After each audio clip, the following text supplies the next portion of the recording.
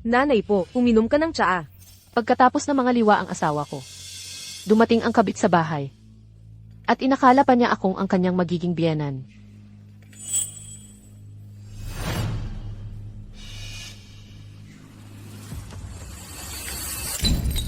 Paumanhin po, nanay.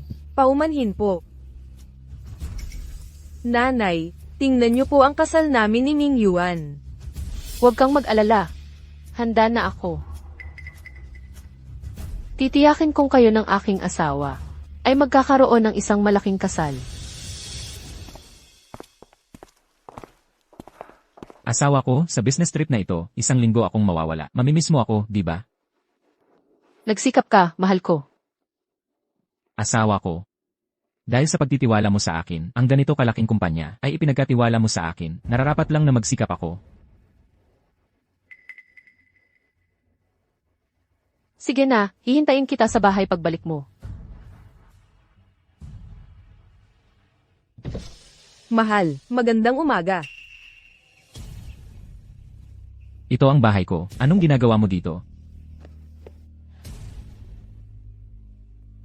Huwag kang matakot, hindi ba sabi mo nasa bakasyon ang asawa mo?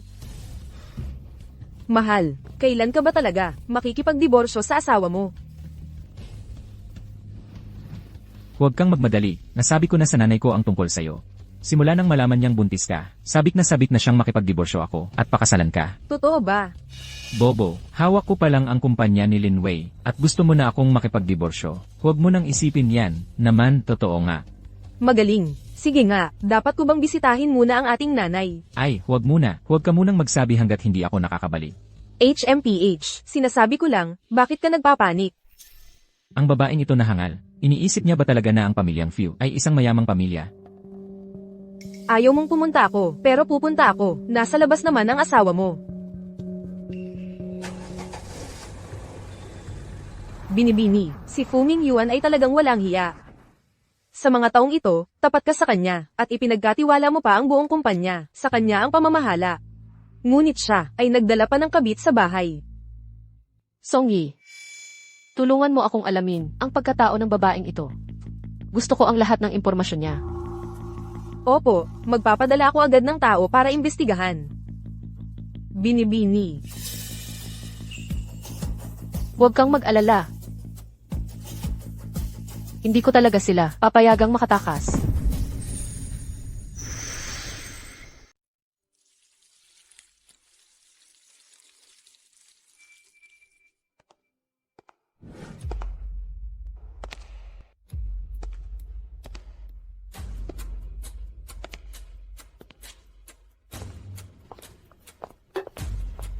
Ikaw.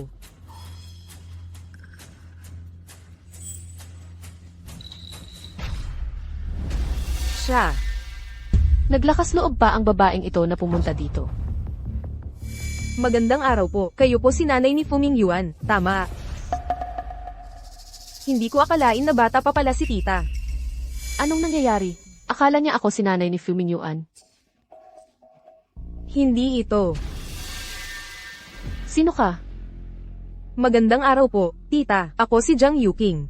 Ang girlfriend ni Fuming Yuan. Nabanggit niya siguro ako sa inyo, di ba? Nagkamali ba talaga siya ng pagkakakilala sa akin? O may balak siyang kalokohan? Malaki nga ang hardin ninyo. Maganda rin ang mga bulaklak pero masyadong marami. Nasasayang lang ang espasyo. Kapag ipinanganak na ang apo ninyo, wala na siyang malalaruan. Buntis siya. Tita. Sinabi sa akin ni Fuming Yuan na umalis daw ang asawa niyang luma para mag-travel. Tamang-tama, napadalaw ako para makita kayo. At syempre, gusto ko rin ng iyong panig. Oh, ano ang gusto mong ipareact ko? Kung hindi lang si Fuming Yuan ang nagmakaawa sa akin na ipanganak ang bata, matagal ko na itong pinag-abort, tita. Sigurado akong hindi ninyo gugustuhin na ang apo ng pamilya ninyo ay ipanganak na, walang sariling tahanan, di ba? Mukhang totoo ngang inakala mo. Ako si nanay ni Fuming Yuan. Kung ganoon, sasabayan ko ang plano mo. Siyempre, ang apo ng pamilya natin. Hindi pwedeng mapabayaan. Pero si Fuming Yuan ngayon, hindi pa nakikipaghiwalay sa asawa niyang luma. Paano kami magkakaroon ng pamilya? Huwag kang mag-alala. Ako na ang bahala sa diborsyo ni Ming Yuan. Ikaw, maghanda ka na lang para sa pagpapakasal sa pamilya Fu. Talaga. Akala ko pa naman, ang isang biyenan na galing sa mayamang pamilya, ay napakagaling. Hindi pala. Magaling ka talaga. Tita, pwede ko bang silipin ang inyong vilya? Sige, bisitahin mo lang. Kung magustuhan mo, ibibigay ko sa iyo mamaya.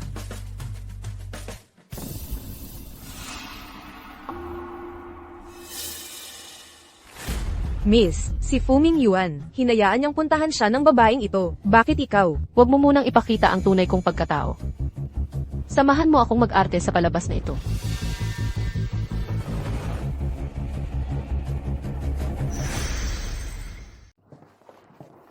Bea, tingnan mo ang babaeng ito. Sobrang arogante naman. Okay lang. Hayaan mo muna siyang maging masaya. Hindi masama, gusto ko talaga ang vilya na ito. Tita, basta, yung sa pamilya nyo, yung pangit na asawa ay wala rin. Bakit hindi na lang ako dito tumira ng ilang araw, para masanay na ako? CJ, pwede. Aling Shoni, una mo siyang iakyat. Pumili ka ng kwartong gusto mo. Bea, ano po ang ginagawa nyo? Bakit nyo pa pinatira itong babae, dito? Nag-aalala nga ako kung paano ko siya mapipilipit. Ngayon, siya na mismo ang lumapit. Hindi ba't perpekto?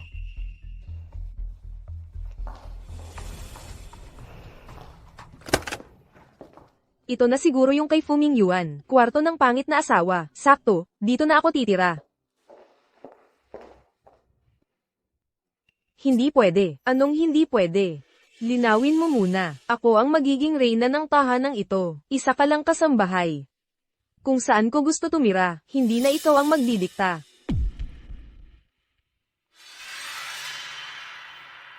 Ang kwartong ito, walang kahit wedding photo. Mukhang, ang relasyon ni Fuming Yuan at ng pangit na asawa, ay hindi nga maganda. Ano ang ginagawa mo? Wala. Miss Clara, mas mabuti pang humanap ka na lang ng ibang kwarto. Hayaan mo na siyang tumira dito.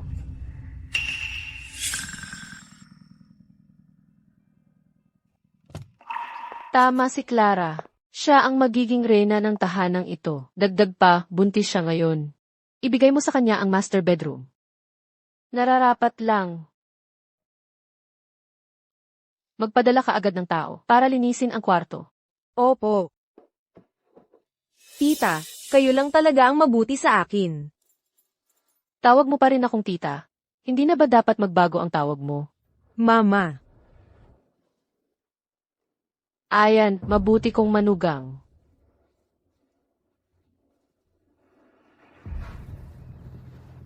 Bea, sobra na talaga ang babaeng ito. Kinuha niya lahat ng mga bagong bili mong damit at bag, at mga pampaganda. Basta't makakapagpaiwan lang siya. Ang maliit na kawalan na ito, ano pa ba ang halaga? Bea, naisip mo na ba kung paano mo siya haharapin? Ito. Ang manugang ng pamilyang Fu, talaan ng pagtatasa ng KPI. Talaan ng KPI para sa manugang na babae ng pamilyang Fu. Ito. Ang pamilya Fu namin ay isang marangal at mayamang pamilya. Tiyak na may mga inaasahan kami sa aming mga manugang na babae. Kung hindi, kahit sino na lang ang makakasal sa amin. Paano pa unlad ang pamilya? Ito. Kung gayon, itong pagsusuri sa etika, ano ang ibig sabihin ng KPI? Bakit ako ang kailangan? Ang kurba ng ngiti sa labi ay hindi dapat lumampas sa 5.8 mm. Ang boses ay hindi dapat lumampas sa 50 decibel. Sobrang kalokohan naman ito. Yuking, kapag nag-asawa ka sa pamilyang Fu sa hinaharap, hindi mo may iwasang dumalo sa maraming mga engrandeng salo-salo. Ang etika na ito ay kailangang maipasa. Kung hindi kapag napahiya ka, hindi ba't mapapahiya ang pamilyang Fu natin? Kung gayon, itong family contribution KPI, hindi ba't sobra na? Hihilingin pa na ako ang gagastos mula sa sariling bulsa, sa ngalan ng pamilya, mag-donate ng isang paaralan. Ito namang. Hindi ba tinatrato nyo akong tanga? Yuking, paano ka magsalita? Ang family contribution iye na ito ay para subukin ang iyong pakiramdam ng pagiging kabilang. Kung kinikilala mo ang pamilyang Fu namin, natural na hindi mo intindihin ang mga ito. Bukod pa riyan ang kaunting ambag mo. Kumpara sa makukuha mo sa hinaharap, ano pa ba ang halaga nito? Teka. Paano naman mayroon pang KPI sa family planning? Hihilingin pa na sa loob ng 1 taon. Kailangan kong magkaanak ng 4 na bata. Paano ito magiging posible? Ang pagbubuntis ay tumatagal ng 10 buwan. Paano ako makakapanganak ng 4 sa 1 taon? Magkaanak ng 2 pares ng kambal sa loob ng 1 taon. Ang magkaanak ng mga bata ay 4 na. Mahirap ba iyon? Tita, hindi. Mama, sa tingin ko, medyo labis na ang hinihingi nyo. Yuking. Ang pagsusuring ito, hindi lang ako ang nagpapasya. Kapag dumating ang panahon, maraming mga nakatatanda sa pamilya ang magbibigay ng puntos sa iyo. Hindi ako nagbibiro sa iyo. Naiintindihan mo ba? Pero ito, Tama na. Ang tungkol sa panganganak, maaari mo munang baliwalain. Ngunit ang unang 2 ay kailangan mong magawa. Kung hindi mo talaga matanggap, ipagpalaglag mo na lang ang bata. Sa huli, ang mga gustong maging manugang ng pamilyang Fu namin ay hindi lang ikaw. hindi pwede. Pinaghirapan ko ito para makuha ang pagkakataong makapag-asawa sa isang mayamang pamilya. Hindi na ako pwedeng bumalik sa mahirap na pamumuhay. Mama, kung gayon, susundin ko na lang po kayo. Tama yan. Sumama ka na lang kay Tita Song. Mag-ensayo ng mabuti. Walang problema. Tara na.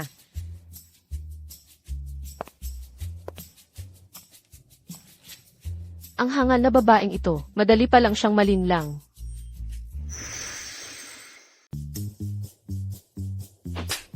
Sabi ko, ngumiti ka, para kang nagluluksa. Tumahimik ka, wala pang kalahating oras kang nagte-training, tapos hindi mo na kaya. Gusto mo pa bang maging manugang ng pamilyang Fu? Sinadya mo ba to?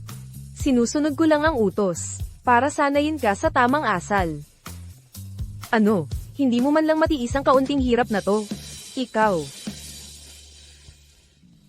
Mama po, tingnan mo siya. Talaga bang sinampal niya ako ng ganito, pero dinadala ko po ang inyong anak ng pamilyang Fu. Yuking. Iniisip mo ba na ang pagiging manugang ng pamilyang Fu ay madali lang po? Pero, Tama na. Kung aalis ka, umalis ka na. Walang pipigil sa'yo. Dati, iniisip ko na pagkatapos mong makapasa sa pagsusulit, ibibigay ko sa'yo ang mamahaling pulseras na pamana. Pero sa ngayon, mukhang, hindi na kailangan. isang pulseras lang naman. Ang pulseras na ito ay hindi naman talaga espesyal. Halaga lang naman ng 7 o 8 milyon. Ano? 7 o 8 milyon? Mama po, huwag ka pong mag-alala. Talagang sasailalim po ako sa pagsasanay. Ikaw na matandang yan. Paano mo nagawang tratuhin ako ng ganito? Hindi ka ba natatakot na maghiganti ako sa'yo sa hinaharap? Sinusunod ko lang ang utos ng ginang, para sanayin ka. Hindi mo kailangang pagbantaan ako. Susunod. Gagawin natin ang 2 pagsasanay. Sumunod ka sa akin. Ano? 2 pagsasanay.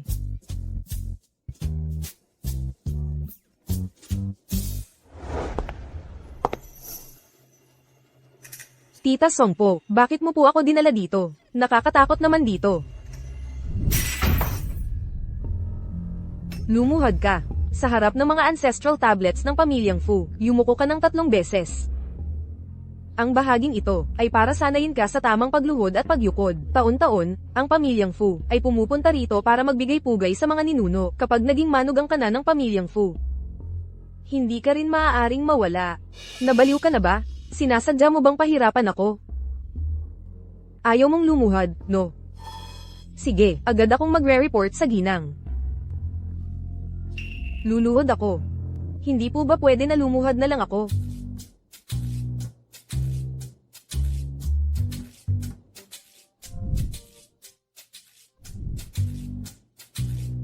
Ang nagtitiis ng pinakamatinding hirap ay magiging higit sa iba. Ang nagtitiis ng pinakamatinding hirap ay magiging higit sa iba. Jiang Yuking. Ang magagandang araw mo ay darating pa. Gusto kong yumukod ka, para magpasalamat at may utang na loob ka sa mga ninuno ng pamilyang Fu, hindi para bumisita sa puntod. Ginang po, nalaman ko na po ang impormasyon tungkol sa babaeng iyon, kasama ang kanyang mga ugnayan kay Fu Mingyuan, at ang ilang detalye ng kanilang mga transaksyon. Pero, Pero, bago mo tingnan, sana ay maging handa ka sa isip.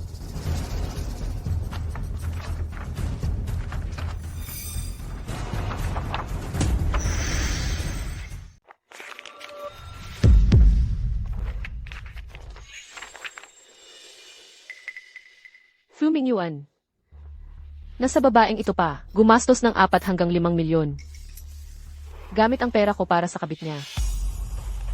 Ang bastos. Anong background nga ba meron ang babaeng ito? Wala naman siyang background. Nagtapos lang siya sa isang hindi kilalang universidad, at mahirap pa ang pamilya niya. Dahil lang mahirap ang pamilya niya. Naghahanap siya ng paraan para makapag-asawa ng mayaman. Tama. Sabi nila, noong nasa kolehiyo pa siya, palagi siyang naghahanap ng mayayaman. Ang pagpunta niya rito ngayon, ay dahil natatakot siya sa mga magulang niya, na malaman na isa siyang kabit. Ano ang ibig mong sabihin? Ang mga magulang niya ay sobrang mapagmataas. Kung malalaman nilang isa siyang kabit sa labas, siguradong papatayin nila siya. Mukhang interesante. Bukod sa pagiging mapagmataas, kumusta naman ang ugali ng mga magulang niya? Ano ang kanilang pagkatao? Tulad ni Jang Yuking. Pareho silang matapobre. Kung hindi, paano sila nagkaroon ng ganitong anak? Kung ganoon, madali na itong ayusin. Miss, may plano ka na naman ba? Nanay, kailangan mo akong ipagtanggol. Sobra siyang masama. Hindi lang niya ako sinaktan, pinapanta pa niya akong lumuhad at yumuko. Buntis ako sa apo ng pamilyang Fu ninyo, kung sakali. Yuking, sasabihin ko sa iyo ito sa huling pagkakataon. Ang pag-ensayo ni Song Yi ay para sa ikabubuti mo. Kung magiging makulit ka pa, umalis ka na dito. Kailangan mong maintindihan na ang posisyon mo ay hindi lehitimo. Sa madaling salita, isa kang kabit. Kung hindi ka magsisikap na makapasa sa assessment, kahit nabuntis ka sa anak ng pamilyang Fu, mahihirapan ka pa ring makapasok sa pamilyang Fu. Naiintindihan mo ba? Tama na, Jang Yuking. Ang nagtitiis ng pinakamatinding hirap, siya ang magiging mas mataas sa lahat. Nanay, naintindihan ko na. Hindi na ako uulitin. Mabuti kung alam mo na. Malaki pa rin ang tiwala ko sa iyo. Sa mga susunod na araw, ayusin mo ang pagkikita namin ng mga magulang mo kapag may oras ka. Ano, pagkikita? Paano? Hindi ba pwede ang mga magulang mo? Hindi naman sa hindi sila pwede, pero pwede bang po huwag mong sabihin sa kanila na buntis ako, kundi papatayin nila ako. Tungkol lang pala dyan. Sige, pangako, hindi ko sasabihin sa kanila. At saka, pwede bang po huwag mo ring sabihin na hindi pa hiwalay si Fu Mingyuan. Baka isipin nila na isa akong kabit at siguradong pagagalitan nila ako. Hindi ka ba? Ako. Sige na nga. Para sa apo ko. Ipapangako kong itatago ko. Nga pala. Ito, ibibigay ko muna sa iyo itong pulseras. Ingatan mo ng mabuti. Salamat po, Maria. Uuwi na ako para sabihin sa kanila. Isang bagay lang naman mula sa tabi-tabi. Tingnan mo lang po kung gaano siya kasaya. Yuking. Yung sinasabi mong pamilya Fu, sobrang yaman ba talaga nila? Po. Syempre, ang pamilya nila ay kilalang mayaman. Ang assets nila, siguro mga bilyon-bilyon. Kapag napangasawa ko na ang pamilya Fu, siguradong magiging maganda rin ang buhay ninyo, po. Magaling. Sa wakas, hindi mo kami binaygo ng nanay mo, po. Sa susunod, magiging may face din kami sa harap ng mga kamag-anak. Oo nga, po. Bakit hindi mo na lang bukas sunduin si Mrs. Fu para makilala ninyo, po? Hindi na kailangan ng gulo. Sa birthday ng tatay mo sa Makalawa, dalhin mo na lang siya sa hotel. Para kami ng tatay mo makapagpasikat sa mga kamag-anak. Ang ganda niyan. Hindi na kailangan, po. Bakit pa sa birthday party? Kailangan lang naman makilala. Hindi na po. Bakit, po? Hindi ba karapat-dapat ang mga kamag-anak natin? Oo nga, po. Hindi po. Sige, napagkasundoan na, po. Dalhin mo siya doon. Napagkasunduan na, po. Dalhin mo siya. Ibig mong sabihin, gusto mong imbitahin ako. Sa birthday banquet ng tatay mo sa Makalawa? Opo, ganoon nga po ang sabi ng mga magulang ko. Kung ayaw niyo pong pumunta, edi ako na lang po. Pupunta ako. Hindi lang ako pupunta, kundi maghahanda ako ng malaking regalo para sa mga magulang mo. Talaga, po. Ang galing. Tatawagan ko na ang mga magulang ko ngayon para sabihin sa kanila, po. Ito na ang pagkakataon. Miss, gusto mo bang gamitin po ang birthday banquet ng tatay niya? Tama ka. Song, tulungan mo akong ayusin ang ilang bagay. Magkakaroon tayo ng magandang palabas. Opo. Magandang araw po. Mukhang masigla ka ngayon, Tatay Reyes. Namumula ang iyong mukha. Sa edad na 6 na po, mukha kang 40 taong gulang, na binata, halos wala nang pinagkaiba. Nambobola lang kayo, halos nakalubog na sa lupa ang kalahati ko. Anong 40 pa ba? Ang anak ko nga ay malapit ng ikasal. Bea Reyes, ikakasal ka na pala. Saan galing ang mapapangasawa mo? Mataas ba ang posisyon niya? Mayaman ba ang pamilya nila? Okay naman po, mayroon silang family business. Kumikita lang sila ng ilang bilyon kada taon. Ilang bilyon? Hindi ba sila mayamang pamilya? Bea Reyes, napakaswerte mo at mapapangasawa mo ang isang mayamang pamilya. Napakaswerte nga ni Bea Reyes na napangasawa niya ang isang mayamang pamilya. Magkano naman ang bigay kaya mula sa lalaki? Walang bigay kaya. Pero binigyan ako ng bracelet. Hindi naman ito mahalaga. Siguro mga ilang milyon lang. Ilang milyon? Tingnan nyo na lang sa hinaharap, sino ang magsasabing walang silbi ang pagkakaroon ko ng anak na babae? Kapag kailangan nyo ng trabaho, o kung may negosyong kailangan ng investment, lumapit lang kay Bea Reyes. Sisiguraduhin niyang maayos ang lahat. Hoy, kayong lahat. Ngayon ang kaarawan ko, bakit nyo naman kinukulit ang anak ko? Ay, tama na po.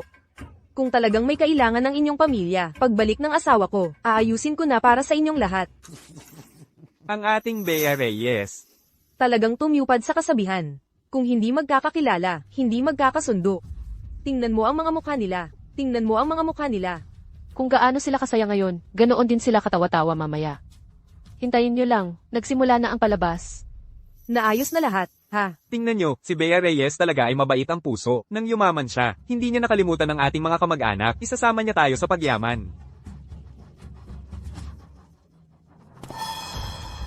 Sa hinaharap, kapag tinuturuan natin ang ating mga anak, matututo sila mula kay Tatay Reyes. Huwag kayong mag-alala, aayusin ko na para sa inyo. Bea Reyes. Walang hiya kang malandi. Mamatay ka na.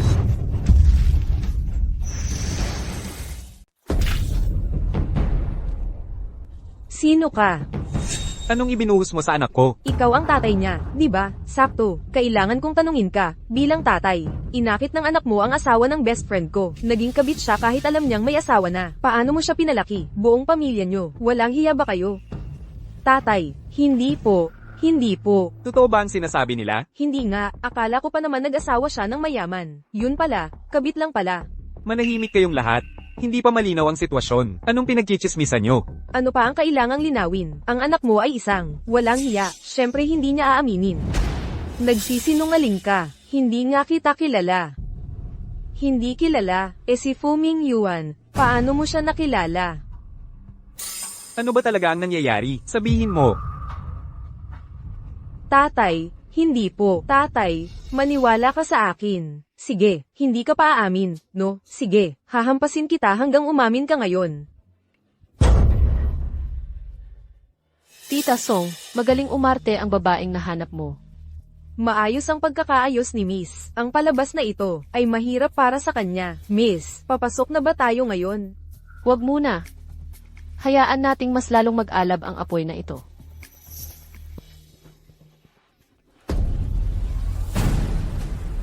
Paulit-ulit mong sinasabi na kabit ang anak ko. May ebidensya ka ba? Tama.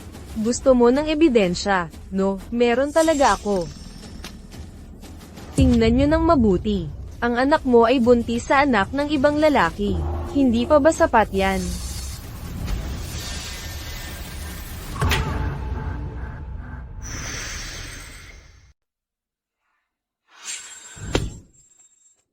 Ang mukha namin ng nanay mo, nasira mo lahat. Rain, sabihin mo sa lahat, totoo ba to? Totoo ba? Hindi po. Nakuha na nga yung test report.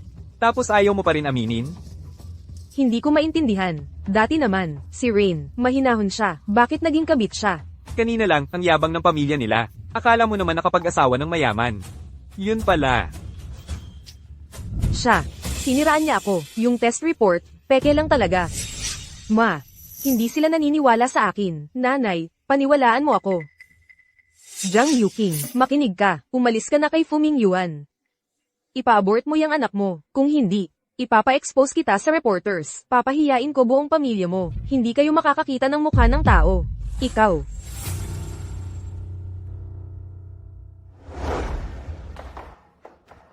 Magaling kang umarte. Song Yi, bigyan mo siya ng pera.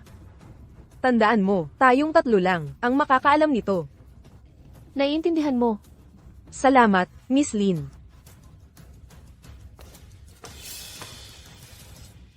Sunod. Ako naman ang aarte.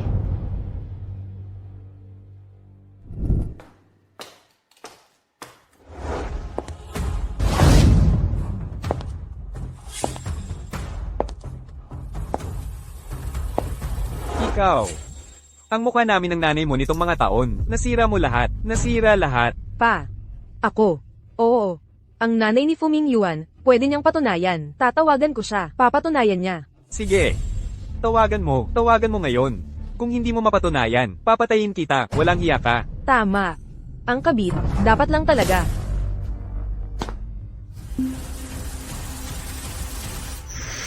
Ang kabit ay dapat talagang mamatay.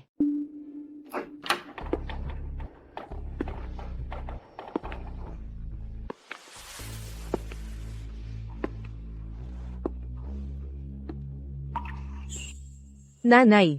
Sa wakas, dumating ka na po. Kailangan mo po akong tulungan. Ikaw, ano ang tawag mo sa kanya? Tatay, nanay. Siya si. Magandang araw po. Ako ang nanay ni Fuming Yuan. Si Yuking ay malapit ng maging aking manugang. Tinawag niya akong nanay. May problema ba doon? Yuking, ano ba talaga ang nangyari sa iyo kanina? Nanay. Sila. Sinasabi nilang lahat na ako ay kabit. Talaga bang ganoon ang tingin ninyo? Kung ganyan nila inaapi, ang inyong anak ayos lang sana. Pero bakit pati kayong mga magulang ay ganyan din ang pagtrato sa kanya?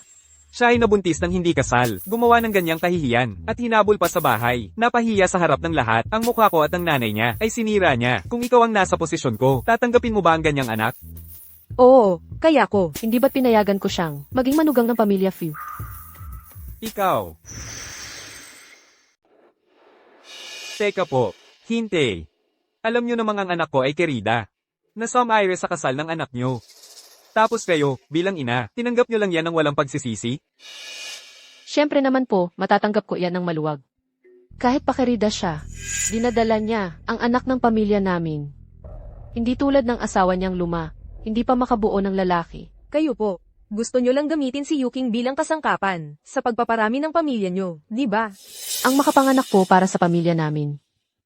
Hindi ba't isang karangalan yan? Kabalbalan po. Talagang kabalbalan. Mga biyanan ko po. Hindi ako nagkakamali. Naghahanda na po ako para sa kasal nila. Ano po ang sabi nyo? Kasal? Ano ang sinabi mo? Kasal? Naghahanda na ako ng kasal para sa kanila. Hindi pa nga hiwalay ang anak mo. Gusto mo pa akong ipapakasal sa anak mo. Gusto mo bang ang anak ko, ang maging kerida niya? Ano naman ang masama sa pagiging kerida? Sa estado ng pamilya Fu, hindi naman kami mahihirapan na suportahan siya. Ikaw. Nakakahiya ka talaga. Maging kerida pa ng iba. Sinasabi mo, si Yuking, paano siya naging ganyan kawalang hiya? Ang ibang tao, gustong mag-asawa ng mayaman, talagang walang pinipili. Hindi po, nagkakamali kayo. Hindi ako kerida. Nanay, hindi ba sabi mo, kapag hiwalay na si Fuming Yuan, papayagan mo, siyang pakasalan ako. Nanay, pakipaliwanag mo sa kanila. Ano pa ang ipapaliwanag? Wala na. Ako eh. Babatukan kita, walang hiya ka.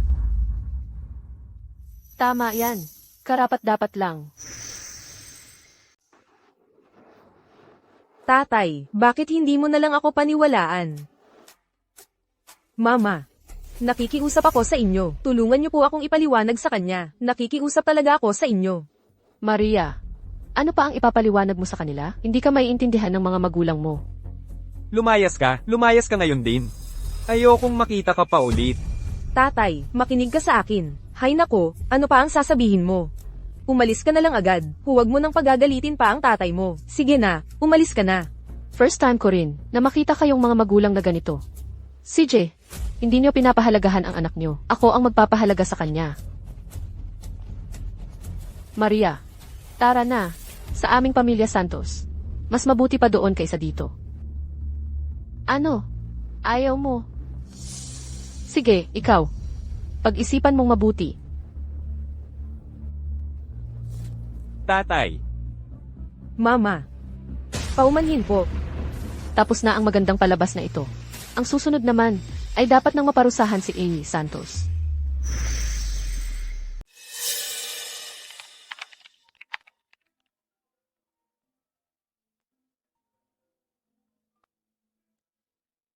Hello, asawa ko. Namimiss mo na ba ako? Mingyuan, kailan ka uwi? Pag-uwi mo sa pagkakataong ito, may sorpresa akong inihanda para sa iyo. Sorpresa. Anong sorpresa ba yan? Kung sorpresa nga, syempre hindi ko muna sasabihin sa iyo. CJ. Kapag nakapag-book na ako ng ticket pabalik, sasabihin ko sa'yo, okay ba? Then, Hindi ko akalain na pagkatapos ng maraming taon, mahal mo pa rin ako ng ganito.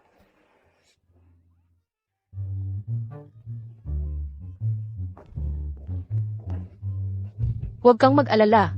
Ang mga magulang mo ay hindi lang muna naiintindihan ka. Kapag napangasawa mo na ang pamilyang Few at nabuhay ka bilang isang mayaman na asawa ng isang mayamang pamilya, unti-unti ka rin nilang tatanggapin. Sa darating na panahon, makikinabang pa sila sa iyo. Mama. Hindi ko lang talaga inasahan na hindi nila ako pinaniwalaan ng ganoon. Anak nila ako. Paano nila nagawa iyon sa akin? Tama na. Uwi na si Mingyuan. Pagdating niya, aayusin na natin ang kasal niyo. Mama, totoo po ba na magdaraos kayo ng kasal para sa akin at kay Mingyuan? Naman, mas mabuti kung mas maaga ang kasal, para hindi na humaba pa ang gabi. Pero, si Fu Mingyuan, hindi pa siya diborsyado. Nga pala, Mama, alam ba niya na magdaraos kayo ng kasal para sa amin? Hindi pa alam ni Mingyuan, pero hindi ko rin plano na sabihin sa kanya. Nitong mga nakaraang taon, kasama niya yung pangit na babae. Nakaranas siya ng maraming paghihirap. Plano kong bigyan siya ng sorpresa. Bilang kabayaran na rin sa kanya. Kaya ikaw, huwag mo ring sabihin sa kanya ng maaga. Mama, siguradong itatago ko ang sikreto mo. Tungkol naman sa diborsyo, hindi mo na kailangang mag-alala. Ako na ang bahala. Mama, sisiguraduhin kong aalagaan kita ng mabuti sa hinaharap. Sige na. Mag-ayos ka na. Mamaya, sasama ka sa akin sa bridal shop. Pipiliin ko ang wedding dress na magugustuhan mo. Sige, mabuti. Mama, aakyat muna ako para mag-makeup. Kanina, nasira ang makeup ko dahil sa pag-iyak. Miss, hindi po ba talaga kayo magdaraos ng kasal para sa kanila? Siyempre, idaraos ang kasal. Pero bago yan, gusto kong isauli niya lahat ng perang binigay ni Fu Mingyuan sa kanya. Miss, kanina lang po, sinabi ninyo na dadalhin ninyo siya sa bridal shop. May iba na naman po kayong plano. Maghintay ka at makikita mo. Ang totoong palabas, hindi pa nagsisimula. Maligayang pagdating sa bridal shop. Ginang Lin. Handa na po ang bridal gown. Sumunod po kayo sa akin.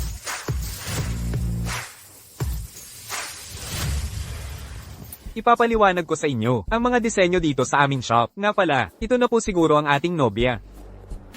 Opo. Hindi na kailangang magpakilala. Diretso na ninyo. Ilabas ang pinakamagandang bridal gown ninyo. Sige po, Ginang Lin.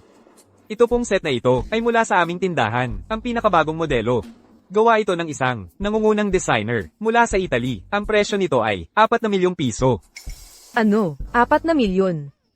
Opo, ang designer na ito ay para sa European royalty bilang kanilang royal designer. Ano ba yan? Isang bridal gown na 4 na milyon. At akala mo mapapasa akin yan? Sino ba ang minamaliit mo? O baka naman, sa shop ninyo, wala kayong kahit isang disenteng bridal gown na maipapakita. Mayroon naman po, kaso may nakapag-reserve na. Wala akong pakialam kung sino ang nag-reserve o kung magkano ang ibinayad niya. Magbabayad ako ng doble. Ilabas niyo na agad. Sige na nga. Ang cool talaga ng biyenan kong ito. Ito na ba ang kumpiyansa ng mayayaman? Gusto ko rin maging ganito sa hinaharap. Yuking, huwag kang mag-alala. Ang kasal ninyo ni Mingyuan, siguradong aayusin ko, ng bongga. At ang bridal gown na ito, natural na ang pinakamaganda ang pipiliin. Salamat po, Maria. Ang wedding dress na ito na may estilong ancient Egyptian ay mayroong 900 at 79 na pirasong diamante. Sumisimbolo ito sa pangmatagalang pagmamahalan. Ang kasalukuyang presyo sa aming tindahan ay 16 na milyong piso. CJ, magbabayad ako ng 32 milyong piso. I swipe mo ang card ko. Mrs. Lin, Wow. ito po ay black card. Mrs. Lin, sa aming tindahan, para sa mga customer na may black card, ay mayroong discount. Paano kung Anong discount? hindi ko kailangan? I-swipe mo na lang ng 32 milyon. Sige po. Kunin mo na ang card reader. Ito. Ito ba ang pagiging maluho ng mayayaman?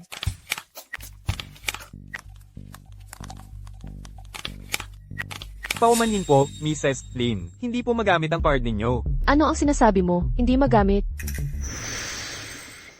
Hindi talaga ma-process. Paano kung Anong ibig mong sabihin? Ang card ko na ito ay walang limit. Paano hindi ma-process? Mrs. Lin, huwag po muna kayong magalit. Ako, anong nangyayari?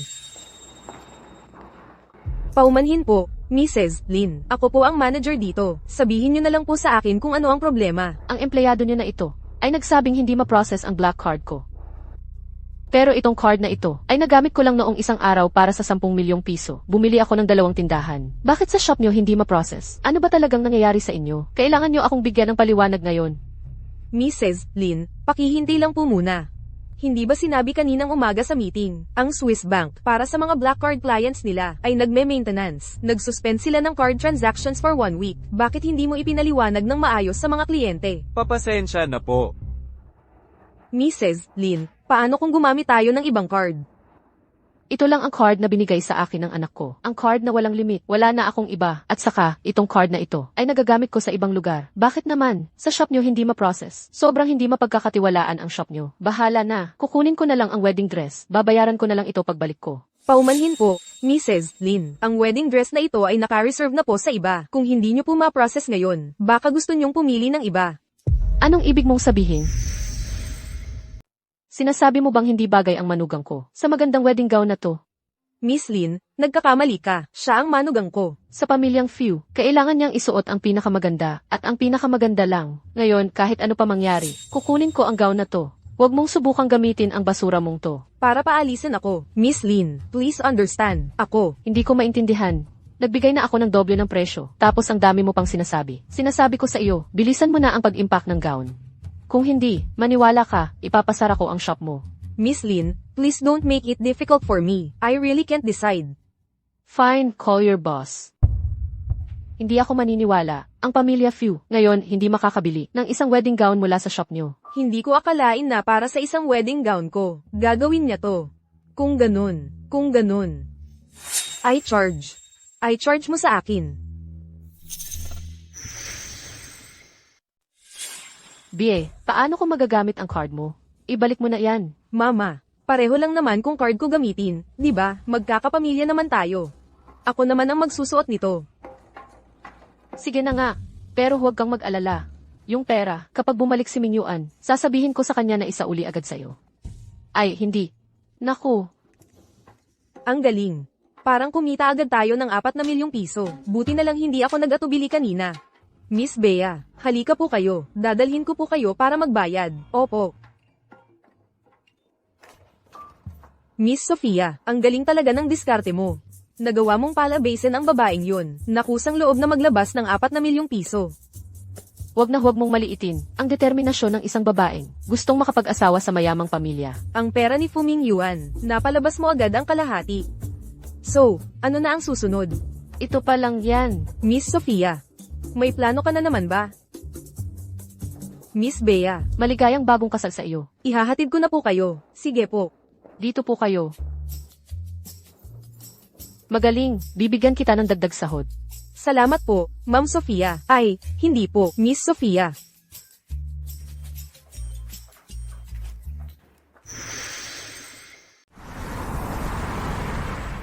Why, Yuking?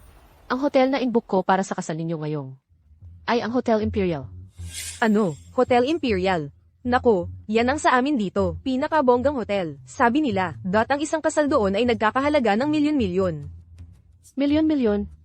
Ano iyon? Kung hindi lang sana kulang sa oras. Ang plano ko sana ay umarkila ng simbahan sa England para sa kasal ninyo.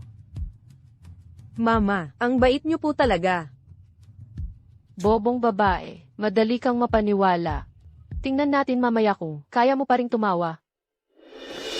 Mrs. Lin, Miss Jiang, ang aming immersive wedding banquet ngayong ay nagsisimula na pong ayusin. Kapag natapos na po ang pag-aayos, aanyayahan ko po kayong dalawa na bisitahin. Ang wedding banquet po namin ngayong ay gumagamit ng pinakamataas na pamantayan. Ang isang mesa po ay nagkakahalaga ng 88,000 piso. Magkano? 88,000 piso bawat mesa. Ganon karami. Tama po. Ang mga sangkap po namin ay araw-araw pong ine-import mula sa ibang bansa at ang mga chef po ay mga Michelin-starred. Hindi problema ang pera. Pero siguraduhin yung maayos ang pagkakagawa para sa akin. Hindi dapat mapahiya ang pamilyang Few. Mrs. Lin, huwag po kayong mag-alala. Gagawin po namin ang lahat ng aming makakaya para kina Miss Yuking at Young Master Fu ay magkakaroon po sila ng perpektong kasal. Ito po ang kontrata. Pakitingnan niyo po. Kung walang problema, maaari na po kayong pumirma. Dito po, kailangan munang magbayad ng 1,000,000 piso na deposito. Ang natitira po ay babayaran pagkatapos ng kasal. Ulit, magbabayad na naman. Itong 1,000,000, hindi na naman ako ang magbabayad, di ba? Ano bang problema nyo? Ang pamilyang Fu at ang hotel nyo ay matagal nang nagtutulungan. Wala na ba kayong tiwala? Hihingan pa ninyo ako ng deposito. Ano? Iniisip nyo bang ang pamilyang Fu ay hindi kayang bayaran to? Mrs. Lin, nagkakamali po kayo ng pagkakaintindi. Hindi po sa hindi kami naniniwala sa inyo. Ito po ay patakaran ng kumpanya. At malaki po ang gastos para sa kasal ninyo. Kailangan din po namin ng pondo para sa paunang pagbili ng mga materyales. Sana po ay maunawaan ninyo. Ano na naman ba to? Isang kilalang hotel, hindi nyo mabayaran ang gastos para sa kasal. Mama, baka ipagpaliban na lang natin. Masyadong ang mahal. Pwede naman tayong kumuha ng mas mura. Hindi pwede yan. Ito ang kasal ng aming pamilya Santos. Kung magmumukhang kapos, hindi ba't mapapahiya ang aming pamilya Santos? Ayokong makipag-usap sa iyo dito, tungkol sa kung ano-ano. Sa totoo lang, hindi ko ibibigay sa iyo kahit 1 sentimo para sa deposit na ito. Kung hindi mo kayang magdesisyon, ipatawag mo ang boss. Hindi ako naniniwala na tatanggapin pa niya ang deposit ko. Paumanhin po, Mrs. Victoria. Ang boss po namin ay nasa business trip pa at hindi pa nakakabalik. Ikaw, naniniwala ka ba o hindi? Agad kong bibilhin ang hotel nyo. Agad kitang tatanggalin. Paumanhin po, Mrs. Victoria. Paumanhin po, talagang paumanhin. Paumanhin po, Mrs. Victoria. Ako.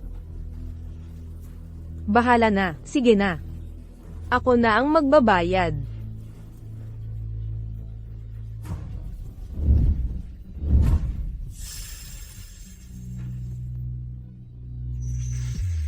Miss Jiang, heto na po ang inyong card. Pakitago na po. Nandito po ako, sa ngalan ng lahat ng empleyado ng hotel. Binabati po namin kayo ng masayang kasal.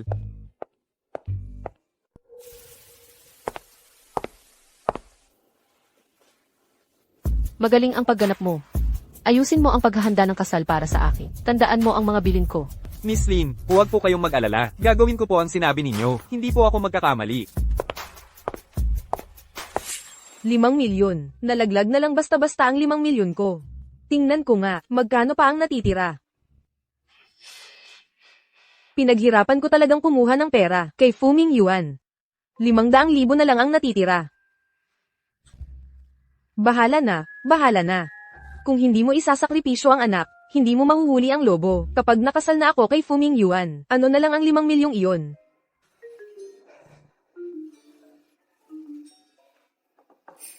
Yuking.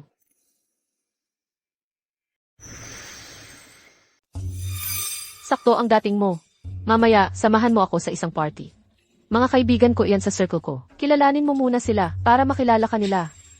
Sa future, pag napunta ka na sa pamilya Few, hindi maiiwasan na makisalamuha ka sa kanila. Kailangan ba talagang pumunta? Naman, kailangan. Ikaw na ang magiging young mistress ng pamilya Few. Kaya kailangan mong makisama sa rich circle namin. Yan ang dapat mong gawin. Sige na nga. Pupunta muna ako sa taas para magpalit ng damit, tapos bababa na ako.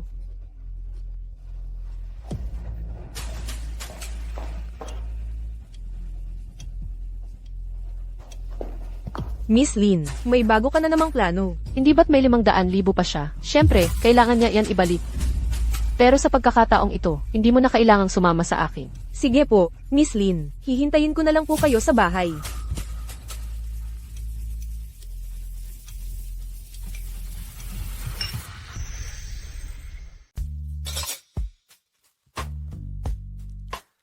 Ginang Lin, ang ganda ng brooch mo. Saan mo binili? Magkano? Ito. Nakuha ko noong nakaraang buwan, sa isang auction ng Sotheby's. Hindi mahal, mga 100,000 lang.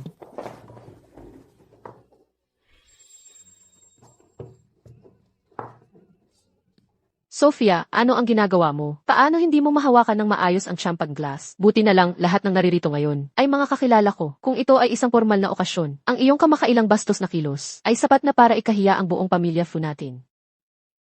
Ngayon, naiintindihan mo kung bakit ko gusto kang dumalo sa pagsasanay sa etika. Naiintindihan ko po. Ginang Lin, siya ba ang bagong manugang na nahanap mo? Opo, dinala ko siya ngayon dito espesyal para makilala ninyo. Magandang araw sa lahat. Ako si Sofia. Ikinagagalak ko kayong makilala sa unang pagkakataon. Pakikisamahan ninyo sana ako. Miss Sofia, ang damit mo ay mula sa Paris Fashion Week noong nakaraang taon. Ang pinakasikat na disenyo. Opo, espesyal kong pinakiusapan ng isang tao para tulungan ako. Dalhin ito mula sa ibang bansa. Sabi nila, 3 lang ang ginawa sa buong mundo. Talaga. Dahil ito ay limitado. Sa totoo lang, mayroon din kami sa bahay. Isang beses ko lang sinuot at naisip kong masyado na itong luma, kaya ibinigay ko na lang sa kasambahay namin.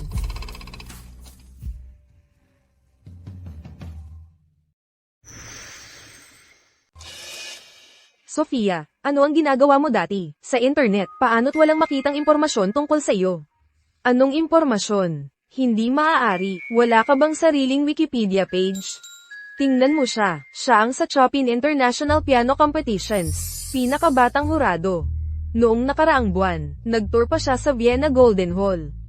At saka siya naman, siya ay mula sa Italy's Brera Academy of Fine Arts, Professor Honoris Causa. Kahit ang Louvre Museum ay nagkolekta ng kanyang mga likhang sining.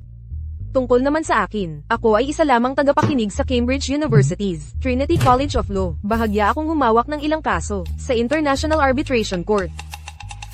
Tingnan mo, ang aming impormasyon ay mahahanap lahat online. Miss Sofia, ano ka ba talaga? Paano't walang makita online? Ako. Si Sophia ay kakagraduate lang sa kolehiyo. Wala siyang gaanong karanasan. Siyempre, hindi siya makukumpara sa inyo. Kakagraduate lang sa kolehiyo at makapag-asawa sa pamilyang Fu. Ang swerte naman ni Miss Sofia. Higit pa sa swerte. Parang, nagsalba ng mundo sa nakaraang buhay. Mga sis, may magandang balita ako sa inyo. Sa wakas, nakasali na ako sa Elite Club. Hindi nyo alam, itong club na to ay napaka-misteryoso.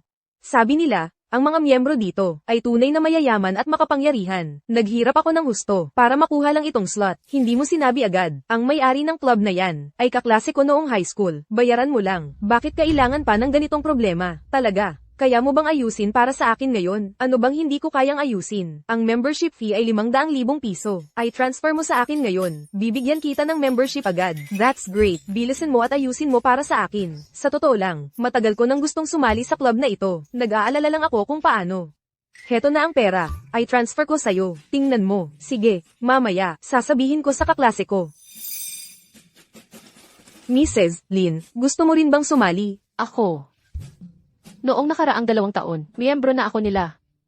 Ang galing mo talaga, Mrs. Lin. Mrs. Lin, gusto mo bang ipasali ang manugang mo sa elite club natin? Gusto mo bang sumali? Pwede ba? Magreserba ka ng isang pwesto para kay Yuking. I-transfer ko ang pera sa'yo paglipas ng ilang araw. Ang black card ko kasi ay nasa maintenance nitong mga araw na ito. Hindi magamit. Hindi nga, ikaw pa rin ang magbabayad nito. Itong kaunting pera para sa inyo. Siyempre, hindi naman malaking bagay. Pero si Yuking, kakagraduate lang ng college. Huwag mo siyang pahirapan. Hindi niya kaya, hindi ba kaya ng pamilya niya? Tama, kung napangasawa niya ang pamilya niyo na Fu, hindi man masasabing pantay sa estado, pero may pera naman ang pamilya niya. Okay lang ako. May pera naman ako para dito. Ibigay mo sa akin ang account number mo. Ay transfer ko na sa'yo ngayon.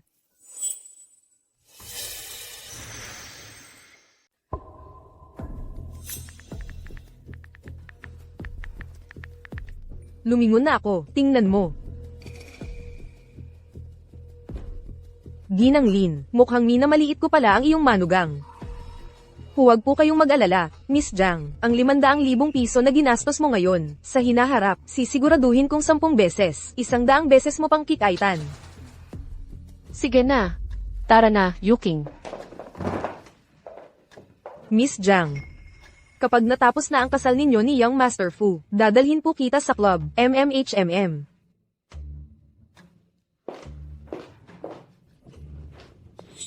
Ang pera ng babaeng ito, ang dali palang kunin. Hindi ko akalain na ganoon kadali. Tama nga si Lin Wei, talagang walang utak ang babaeng ito. Kaya pala, pangalawa lang ang kaya. Ngayon, hindi na ako makapaghintay na makita ang dalawang iyon sa kanilang kasal.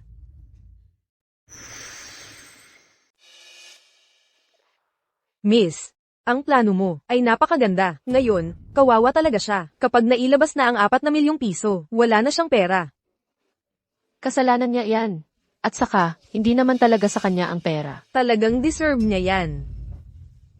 Pero naisip ko, hayaan lang siyang basta na lang. Isa uli ang pera. Ay hindi sapat. Miss, may plano ka pa ba? Yuking. Anong nangyari sa'yo? Wala lang.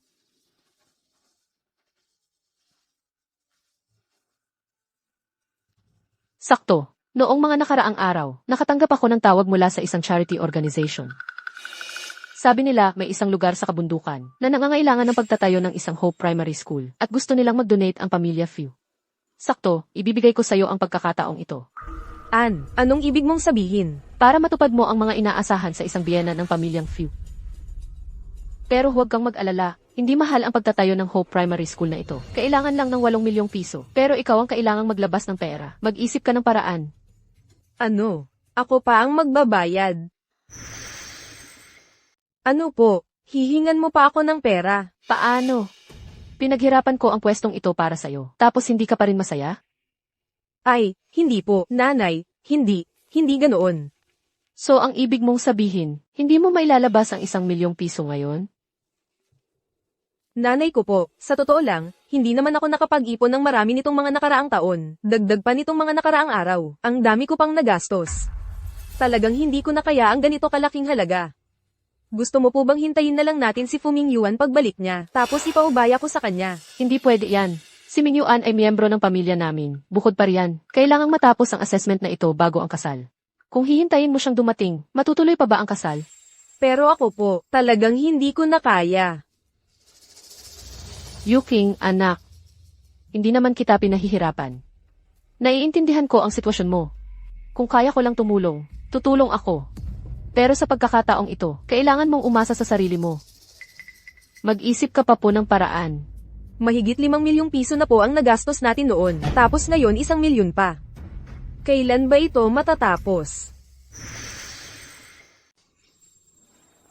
Paano kung ganito? Ipagpaliban na lang muna itong kasal. Kapag bumalik na si Mingyuan, mag-iisip tayo ng paraan. Nakikita kitang ganito. Masakit din para kay nanay. Pero hindi pwedeng sirain ni nanay ang mga patakaran ng pamilyang Fu. Hindi na kailangang ipagpaliban. Naghanda na tayo ng ganito karami. Ngayon, hinihintay na lang natin si Mingyuan para bigyan siya ng sorpresa. Paano naman natin masasabing ipagpaliban na lang? Nay, huwag po kayong mag-alala. Ang pera, ipagkatiwala nyo sa akin. Sigurado akong makukuha ko ang pera. CJ, mabuti na lang at nakaisip ka ng paraan. Nay, hintayin nyo ako. Makukuha ko ang pera ngayon. Ma'am, sabihin mo, saan pa siya kukuha ng pera? Hindi kaya hihingi na naman siya kay Fu Mingyuan? Hindi naman siguro. Kung hahanap siya kay Fu Mingyuan, hindi na siya magmamadali. Sa tingin ko, hahanap siya pa uwi sa kanila para manghiram ng pera sa mga magulang niya. Sa mga susunod na araw, bantayan mo siya para sa akin. I-report mo sa akin agad kung may balita. Opo.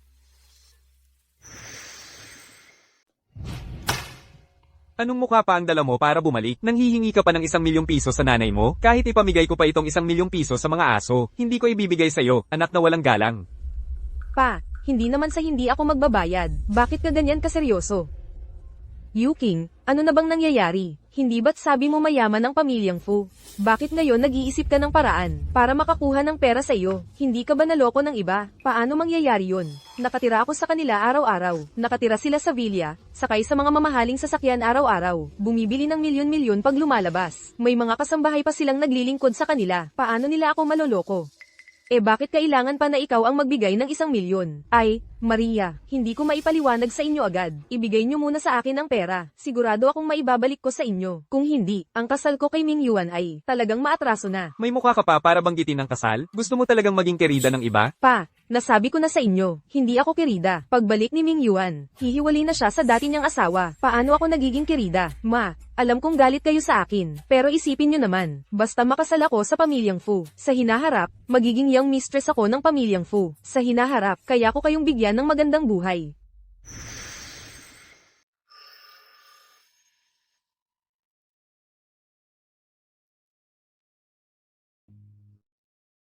Yuking, kahit galit ako sa tatay mo, ikaw pa rin naman ang anak namin. Hanggat hindi ka nagiging kabit, wala na kaming masasabi. Itong card, kunin mo. Ang password ay ang birthday mo. Pero kailangan mong tuparin ang sinabi mo. Kailangan na mabigyan mo kami ng magandang buhay ng tatay mo. Kailan ang kasal? Gusto kong makita. Kung ano ang ipapakita nila sa'yo, na kasal. Ang kasal ay sa Makalawa sa Junyo Hotel. Sa araw na iyon, tawagin niyo ang mga kamag-anak at kaibigan. Sa pagkakataong ito, sisiguraduhin kong hindi kayo mapapahiya. Basta hindi ka makakapahiya sa akin. Tay, nanay, aalis na po ako. Tandaan nyo, pumunta kayo sa kasal ko. Sige, kumain ka muna bago ka umalis. Ang anak na ito. Ma, nakuha ko na yung pera. Sabi ko na nga ba, makukuha ko to. Mabuti naman at nag-aalala ka pa. Nga pala, ma, kailan magsisimula yung assessment? Kasalan na natin sa Makalawa. Tungkol sa assessment, may magandang balita ako sa'yo. Noong ilang araw, pinilit ko talaga na kausapin ang mga nakatatanda sa pamilya para makakuha ng pabor. Pumayag sila na ipagpaliban ang assessment pagkatapos ng kasal mo. Dahil buntis ka sa anak ng pamilyang Fu. Kaya pumayag din silang maging flexible. Pagkatapos ng kasal. Sana sinabi mo agad. Hindi ko na sana kailangang hiramin tong pera. Hindi ko rin inasahan na mahihiram mo talaga ang pera. Natakot lang ako na baka hindi mo mahiram ang pera at maantala ang kasal. Hindi maganda yun. Pero okay lang. Babayaran mo rin naman to sa huli. Sige na nga. Sige na, magpahinga ka na lang ng mabuti. Ako na ang bahala sa mga ayos ng kasal. Huwag ka nang mag-alala kay Ming Yuan. Sa madaling salita, sisiguraduhin ko, sa araw ng kasal, na si Ming Yuan ay siguradong lalabas bilang bagong kasal. Sa tabi mo. Talaga, ang galing. Pupunta na ako ngayon, para tawagan ang mga kaibigan ko, para dumalo sa kasal ko. Miss, nalaman ko na po. Ang pera ay talagang galing sa kanya at sa mga magulang niya. Mabuti. Miss, malapit na ang kasal. Ano na po ang susunod nating gagawin? Huwag kang magmadali. Tatawagan ko muna si Fu Ming Yuan.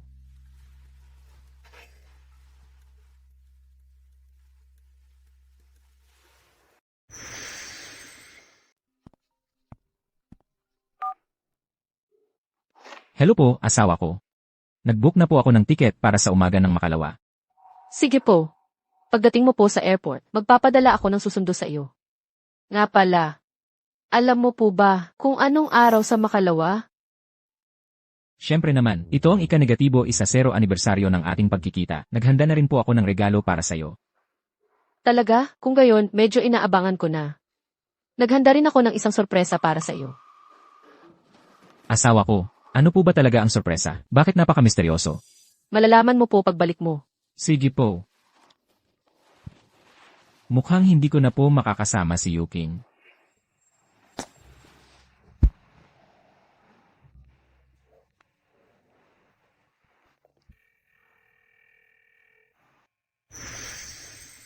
Oo, sa Makalawa, hindi ka nagkakamali. Sa Hotel Imperial, tandaan mong pumunta, ha? Sige na, ibaba ko na muna ang tawag. May tatawag lang saglit. Mahal, miss mo na ba ako? Siyempre naman, mahal ko. Baby. Pero, baka hindi tayo magkita. Pagbalik ko sa Makalawa. Hindi ba't sa Makalawa na ang kasal ko sa kanya? Mukhang, ang nanay niya ang tumawag sa kanya. Okay lang, marami pang pagkakataon sa hinaharap. Hindi ka ba nagagalit? Bakit ako magagalit? Hindi mo ako makikita. Siguradong may mas mahalagang bagay kang ginagawa. Sige na, naiintindihan ko naman lahat. Sige na, magtrabaho ka na.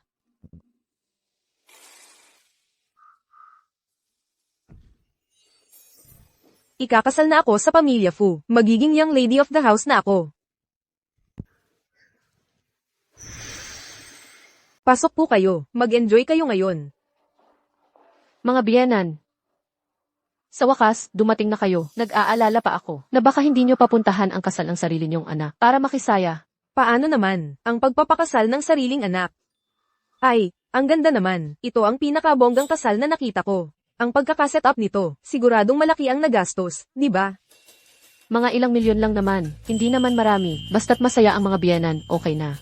Wow, ang bongga naman ng kasal na ito. Kung ako ang ikakasal dito, ang saya siguro. Si Yuking, napunta sa mayamang pamilya. Yung boyfriend mo, baka sa probinsya na lang makapagpakasal. Sa iyo, anong napunta sa mayamang pamilya? Malinaw na kabit lang siya na umakyat. Ano pa ang ipagmamalaki mo? Mga biyenan, ngayon ang araw ng kasiyahan. Hindi ka naman siguro, galit pa rin kay Yuking, di ba? Nako, Tay, nandito na kayo. Magpasaya ka naman, oh. Sige na, sige na. Hindi ako gagawa ng gulo. Huwag kayong mag-alala.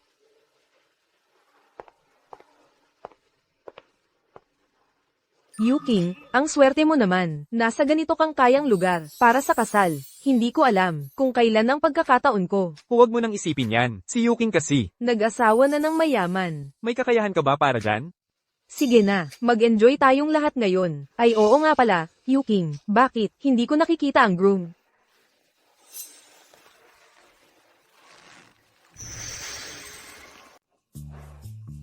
Magandang araw. Kayong lahat. Ako ang biyena ni Yuking. Ang lalaking ikakasal ay papunta na. Malapit na siya. Wow, Yuking. Ang bata at ang ganda ng biyenan mo. Talagang mayaman ng pamilya. Matanda na ako. Hindi ko kayo matatapatan. Mga bata. Hindi naman. Yuking, sasagutin ko lang ang tawag. Ikaw na ang bahala sa kanila. Sige po. Magsaya kayo. Mauuna na kami. Sige.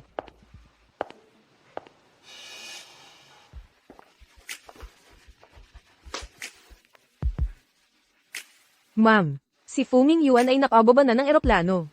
Mabuti. Magpadala ka na ng tao para sunduin siya. Lin Wei, nakalapag na si Fuming Yuan. Mahusay. Magpadala ka na ng tao para sunduin siya kaagad.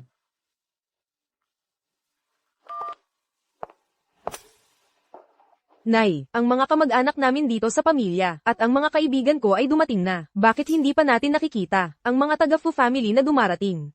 Kakontak ko lang sila. Malapit na silang dumating. Naghahanda na akong sunduin sila. Nay, sasama na ako sa iyo. Sakto, hindi ko pa nakikilala ang mga kamag-anak natin sa Fu family. Wag na. Ako na ang susundo sa kanila. Dito ka na lang. Magalingin mong salubungin ang mga bisita. Sige.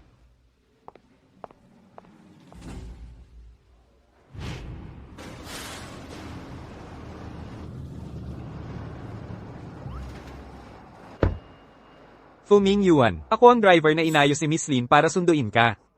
Dito po tayo.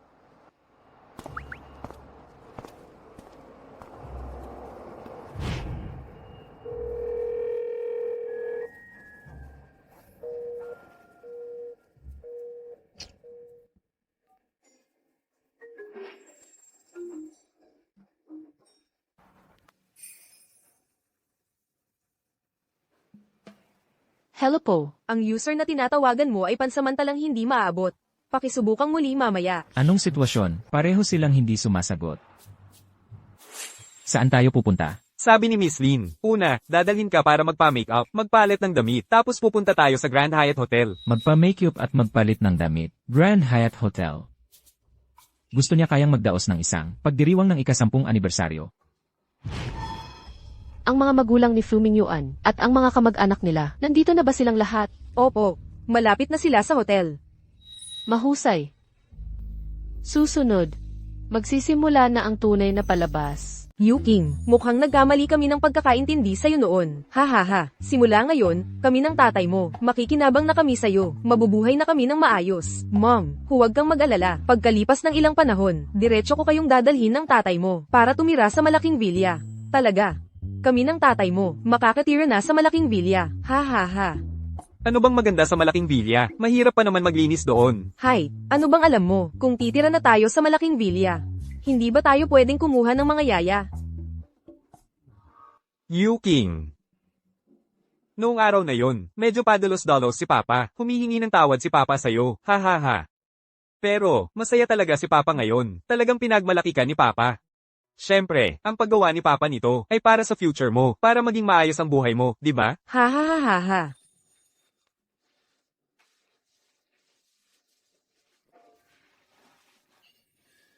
Anong ginagawa nyo? Sino nagpasok sa inyo dito? Ano ang ginagawa ninyo? Nandito kami para dumalo sa kasal ng anak ko at ang kanyang asawa sa ika-10 anibersaryo ng kanilang kasal. Kayo lang, para dumalo dito sa seremonya. Mali yata ang napuntahan ninyo. Umalis na kayo. Hindi ito lugar para sa inyo. Tingnan ninyo ang suot ninyo. Kitang-kita na ang anak ninyo at ang kanyang asawa ay walang kakayahan para dumalo sa ganitong seremonya. Alam nyo ba, ang pag-upa ng ganitong lugar, kung magkano ang gastos, kaya nyo bang upahan? Kayo, ang inyong pananalita ay napakabastos. Ano, minamaliit ninyo kami. Oo, ang anak ko ay walang gaanong kakayahan. Pero ang aking manugang ay may kakayahan. Ang kanilang pamilya ay isang mayamang pamilya. Ha ha ha. Tama na, ayoko nang makinig sa inyong pagyayabang. Buksan ninyo ng mabuti ang inyong mga mata at tingnan ng malinaw. Ito ang aking kasal, hindi isang seremonya. Ano ang nangyayari? Hindi ba't ika-10 anibersaryo ang usapan? Bakit naging kasal ni Fuming Yuan sa ibang babae? Anong nangyayari? Hindi ba sabi pupunta tayo para sa 10 taon ng kasal nila ni Paolo? Oo nga, bakit ganyan si tatay ni Paulo? Baka nagkamali talaga ng punta. Nanay ni Paulo, anong nangyayari sa anak mo? Pagkatapos niyang makapasok sa mayamang pamilya, baka hiwalay na sila sa likod mo at magpapakasal sa iba. Imposible! Kung maglakas loob siyang makipag-divorce, babasagin ko ang mga binti niya. Ikaw, kilala niyo si Paulo. Sino ka ba talaga? Ako ang tatay ni Paolo. Anong nangyayari? Hindi ba sabi mo, Bo, patay na ang tatay ni Paolo? Ano ba yan? Ikaw ang tatay ni Paulo. Ikaw, may karapatan ka. Sino ka bang bata ka? Pwede ka bang magsalita ng maayos? Ako ang ikakasal ngayon, at asawa ni Paulo. Kayo dalawang taga-bukid. Nagsasabi kayong kayo ang magulang ni Paulo. Tingnan nyo nga ang sarili nyo. Alam nyo ba kung ano ang pamilya Fu? Ikaw, tatawagan ko na si Paulo ngayon. Sayang, ang aking biyenan ay mabait pa rin naman. Pero nagkaroon ng anak na si Paolo. Ay kamalasan na rin nila. Sana pag nalaman nila ang buong katotohanan, hindi nila ako pagagalitan, di ba? Binibini, kasalanan lahat ito ni Paulo. Hindi mo kailangang sisihin ang sarili mo, po. Pagdating ni Paolo, simulan na natin ang malaking plano. Opo. Saan ang security? Paalisin nyo sila. Anong karapatan nyo? Bakit ako? Tigil. Tigil na kayong lahat. Tigil na kayong lahat. Tay, Nay, bakit kayo nandito? Ming Yuan, sa wakas dumating ka na. Kung hindi ka pa dumating, ako at ang tatay mo, ay baka nabugbog na kami ng iba. Itong babaeng ito, simula pa lang ay minamaliit na kami, at sinisiraan pa kami. Tinawag kaming mga taga-bukid. Yuking, bakit ka nandito? Tinatawag mo silang nanay at tatay. Bakit? Bakit? Bakit ka sumisigaw? Sila naman talaga ang mga magulang ko. Anong problema kung tawagin ko silang nanay at tatay? Paano nangyari? Kasalan. Anong kasal? Kailan ko sinabi na magkakaroon ako ng kasal sa'yo? Kailan ko sinabi na magpapakasal ako sa'yo? Nalinlang ka ba ng babaeng yon? Tama ba? Hindi ito totoo. Walang hiya, walang kwenta. Gusto mo ba kaming patayin sa galit, ako at ang nanay mo? Mahal, Sino ang mas maganda? Ako o ang asawa mo? syempre ikaw, maliit na diwata. Sino ang naglagay nito? Sino ang naglagay nito? Lumabas ka. Ako ang naglagay.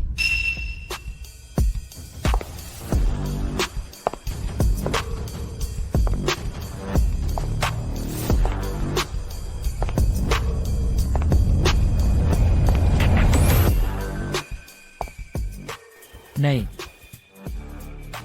Siya ang asawa niya. Bakit ikaw? Sabi ko, bibigyan kita ng sorpresa. Ano sa tingin mo? Nasiyahan ka ba sa sorpresang ito? Siya pala ang asawa niya. Impossible. Ikaw. Kasalanan talaga. Bakit ba nagkaanak ako ng ganito mong anak? Tanggap ko na naging kabit ka, tapos pinaglalaroan ka pa ng iba. Saan ko ilalagay ang dangal namin ng tatay mo? Sa kahihiyan na ito, Ma, pakinggan mo ako, hindi ganito. Tumahimik ka. ang tanga mo. Tatay, nanay, siguro sa pagkakataong ito na ang huli kong pagtawag sa inyo. Paumanhin po. Sa mga nakaraang taon, hindi ko kayo napaglingkuran ng maayos, pero sa hinaharap wala na akong pagkakataon. Kung may dapat sisihin niyo si Fuming Yuan, ang halimaw na iyon. Wei, hindi ko napalaki ng maayos ang anak ko. Hindi ikaw ang may kasalanan. Anak na walang galang. Niloko mo si Wei. Simula ngayon, wala na akong anak na tulad mo. Asawa ko. Patawad po, asawa ko. Nagkamali po ako, asawa ko. Bitawan mo ako. Sa mga taong ito, wala naman akong ginawang mali sa iyo, di ba? Ibinigay ko sa iyo ang kumpanya para pamahalaan.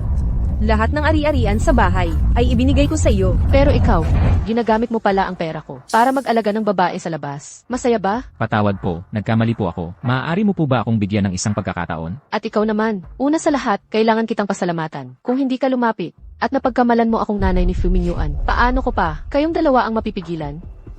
Pirmahan mo na huwag ka nang magpapakita sa akin. Na pala. May isang bagay na nakalimutan kong sabihin sa iyo. Lahat ng perang binigay mo kay Jiang Yuking, nakuha ko na pabalik. Tungkol naman sa iyo, lahat ng ari-arian na nakuha mo mula sa akin, kukunin ko rin pabalik sa pamamagitan ng abogado.